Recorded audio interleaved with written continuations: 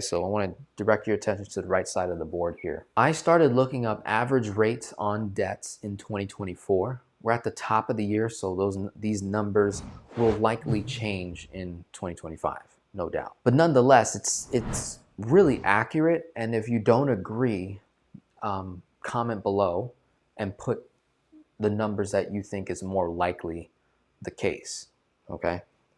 So I started looking up average rates on car loans, used cars, personal loans, credit cards, and mortgages, right? I forgot student loans.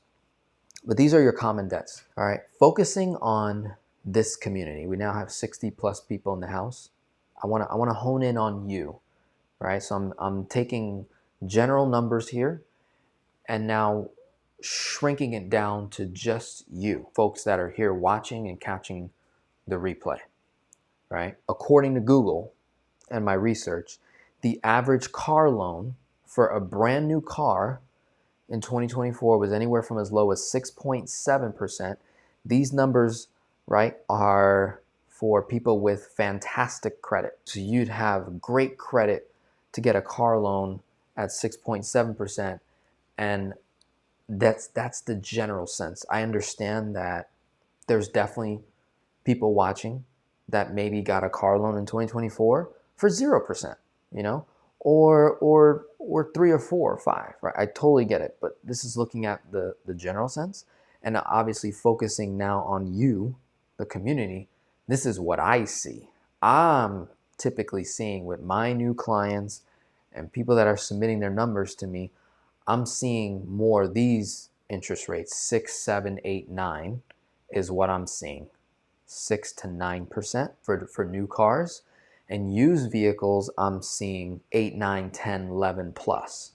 Okay, so Google told me 9.63 to 21% on used vehicles, and obviously this high rate assumes that the person that got that rate has terrible credit, really bad credit. Personal loans in my community, I'm seeing nothing below 10% typically on a personal loan. So that's Prosper, Lending Tree, Citizens, like I'm seeing a lot of those loans come through. Cabbage, right? All those loans, and I'm always seeing 10+%. Credit cards, I don't think anybody would disagree with me. Even if you have great credit, you're at interest rates between like 20 and 30% plus or minus. And then mortgages. We saw mortgage rates go above 7% last year. Like no doubt, like there's people out there with 7+% mortgage rates. Compared to some clients that I have back in 2020, 2021 that have a 2.9% mortgage, right? And they're sitting pretty and they're pretty happy, okay? But there are a lot of folks that have mortgages between 6 and 7% right now, a lot. And again, honing in on you, this community, I'm seeing a lot of you with mortgage rates around 5 and 6%. Some are 7, and the only reason why again, my audience, my clients, whenever I'm seeing above 7%, typically that's a rental property that they had, some sort of investment, okay? So seeing these rates and looking at the debt payoff strategies, the ones that are simple and the ones that are more complicated, right? I think there's a world where we can incorporate simplicity and strategy into what you're trying to do. 2025, honestly, I already started this journey. I want to say early 2024, maybe 2023. I started making more content about how to combine strategies. The very first time I did that was when I made videos talking about velocity banking and infinite banking combined. The velocity banking concept, prior to me getting on the internet, had been around for, say, 20 years. The infinite banking concept, prior to me getting on YouTube, had been around for 40 plus years, I'd say. And say YouTube started after 06, I think, 07, something like that. I don't know when YouTube started. Like, I think it started in the early 2000s, if I'm not mistaken. But I'd say that in all of YouTube's history, across the entire internet, prior to 2018, I've never seen anyone post a video about velocity banking and infinite banking together, how those things can actually work, right? So when I put out that video, I got a lot of views, a lot of attention, a lot of interest. People are like, oh, I know velocity. I've been doing that, and I just started learning about infinite banking, or I've been doing infinite banking for 5 years, and I just learned about velocity. Can these things come together? And I was essentially putting a theory out, right? I was submitting a theory to the public. I say, hey, is this possible? Right? Like, here's a case study of velocity banking, infinite banking coming together. I think these strategies complement one another.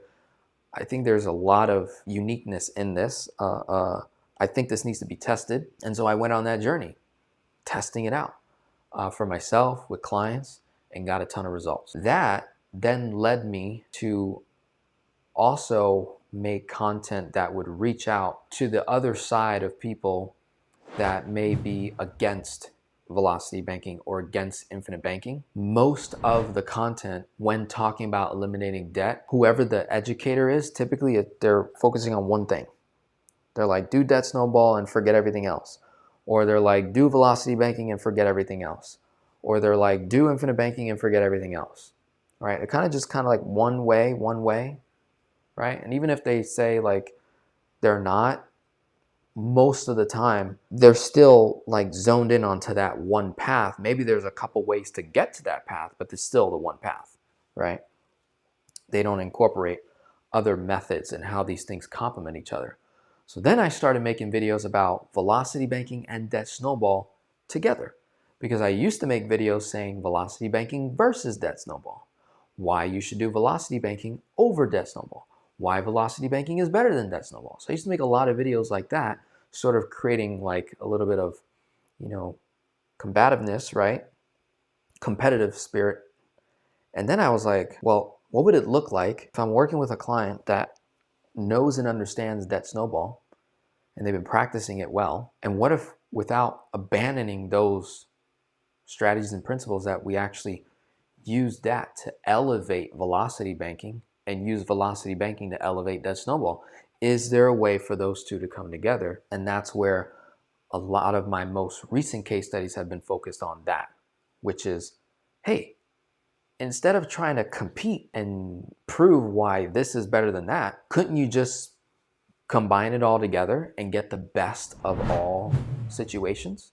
So with that being said, showing you what rates look like in 2024 and kind of how they've been looking like going into 2025.